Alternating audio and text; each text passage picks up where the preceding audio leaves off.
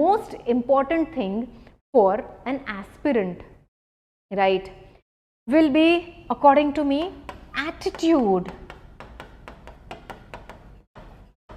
Attitude એટલે ભાઈ exam આપીએ છીએ એટલે ટકલું કરાવી દઈએ, બરાબર, ઓફિસર જેવા કપડાં પહેરીને ફરી, not that.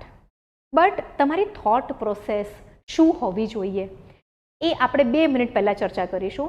Because you know બધા જ છોકરાઓ ઓલમોસ્ટ એ જ બુક્સ વાંચે છે, બધા જ છોકરાઓ એક્ઝામ આપવા જાય છે, 2-2.5 લાખ ફોર્મ ભરાતા હોય છે, એમાંથી 1-1.25 લાખ છોકરાઓ પ્રિલિમ્સની એક્ઝામ આપવા જાય, એમાંથી 7,000 છોકરાઓ મેન્સ લખે, 1500-1700 છોકરાઓ ઇન્ટરવ્યૂ આપે અને ફાઇનલી 100-120 છોકરાઓ સિલેક્ટ થાય છે.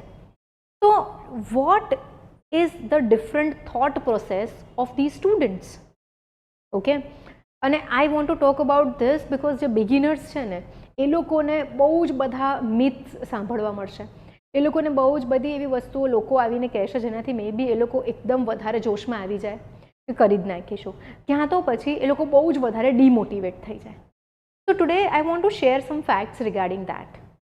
Guys, સૌથી પહેલાં તો GPSC આજે આખી એક્ઝામ લે છે, whether it is GPSC or it is UPSC.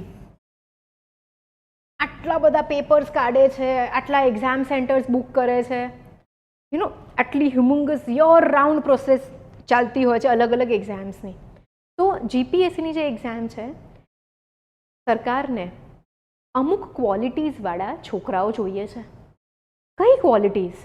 બરાબર, ડુ દે વોન્ટ રટ્ટુ પોપટ્સ? નો, દે ડોન્ટ વોન્ટ રટ્ટુ પોપટ્સ. ઇફ યુ આર અ રટ્ટુ પોપટ કે ભાઈ બુક વાંચીને પછી એનું એ જ ક્રેમ કરીને તમે એક્ઝામમાં જશો તો ભાઈ પ્રિલિમ્સ પણ નહીં નીકળે.